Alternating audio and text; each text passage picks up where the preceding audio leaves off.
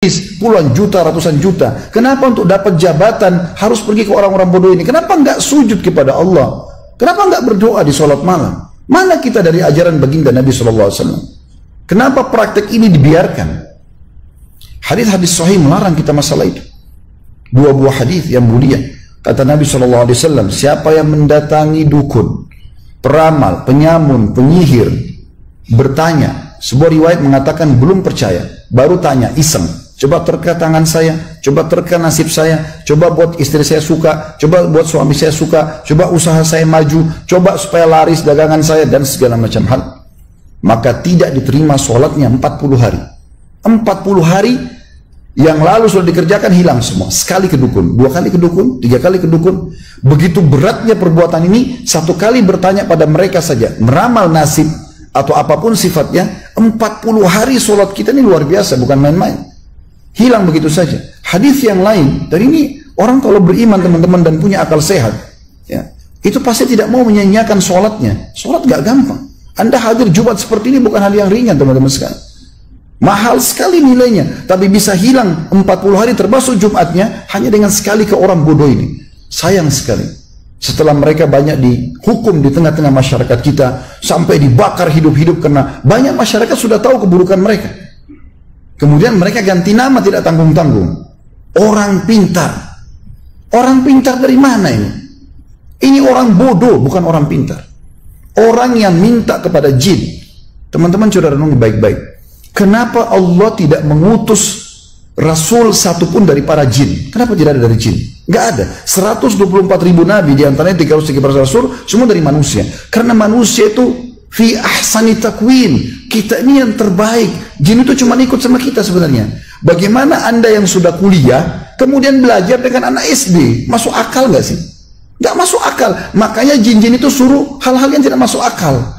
Makan kotorannya sendiri, merusak segala macam hal yang tidak masuk akal, minum darah, taruh ini, taruh itu, dan segala macam hal. Dalam majelis Syekh Utsaimin rahimahullah, seorang ulama di Saudi, ada satu orang datang dengan temannya ini kebetulan punya ilmu kebal, diberikan sebuah jimat oleh seorang dukun. Kemudian temannya ini yang mukmin ini mengatakan, Syekh, ini teman saya punya ilmu kebal. Kata syekhnya, sebentar, kita berhentikan dulu majelis.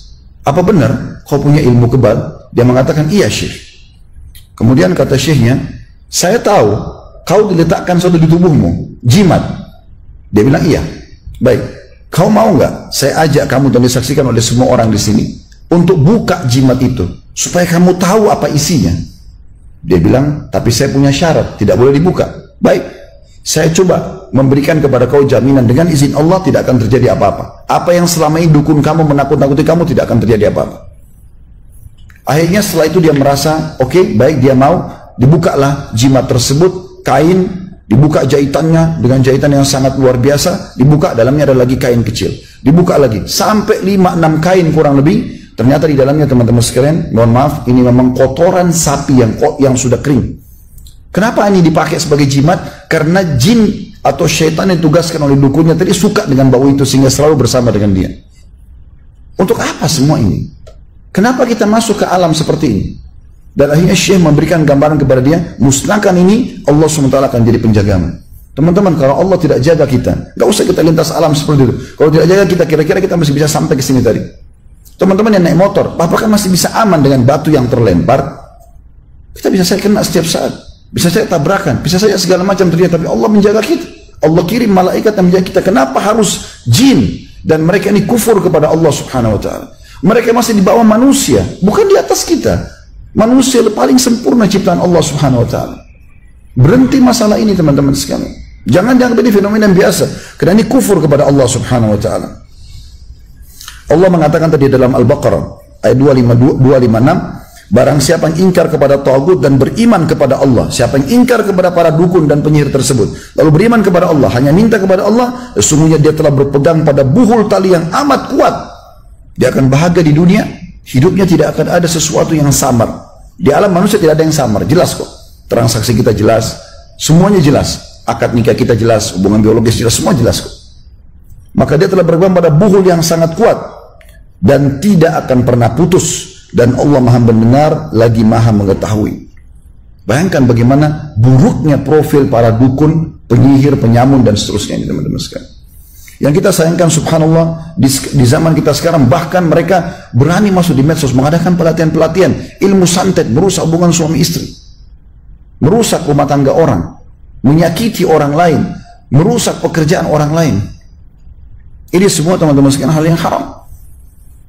Ayat yang paling jelas tentang masalah kekufuran mereka adalah Al-Baqarah 102.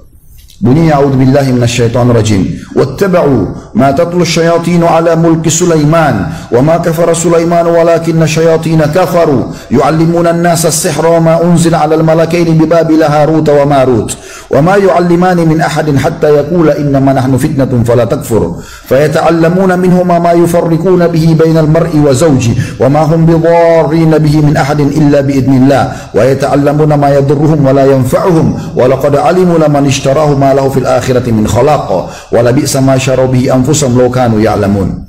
Kata Allah Subhanahu wa taala, dan mereka mengikuti apa yang dibaca oleh setan-setan pada masa kerajaan Sulaiman, dalam kurung, dan mereka mengatakan bahwa Sulaiman yang mengerjakan sihir. Setan-setan menyebarkan fitnah itu. Sulaiman tidak mengerjakan sihir, kata Allah, ya. Hanya setan-setan itulah yang kafir, kata Allah. Allah memastikan mereka kafir karena mengerjakan sihir tersebut. Mereka mengajarkan sihir kepada manusia dan apa yang diturunkan kepada dua malaikat di negeri Babil, yaitu Harut dan Marut. Sedang keduanya tidak mengajarkan sesuatu kepada seorang pun sebelum mengatakan, sesungguhnya kami hanya cobaan bagimu, maka janganlah kamu kafir. Maka mereka mempelajari dari kedua malaikat tersebut apa yang dengan sihir itu mereka dapat menceraikan antara suami istri, dan mereka para ahli sihir itu tidak memberikan mudarat dengan sihirnya kepada seorang pun kecuali dengan izin Allah, dan mereka mempelajari sesuatu yang memberi mudarat kepada diri mereka sendiri dan tidak memberi manfaat, padahal sungguhnya mereka telah meyakini bahwa barang siapa yang menukarkan kitab Allah Al-Quran dengan sihir itu, tidaklah baginya keuntungan di akhirat, dan amat jahatlah perbuatan mereka karena menjual diri mereka sendiri dengan sihir karena kalau mereka mengetahuinya.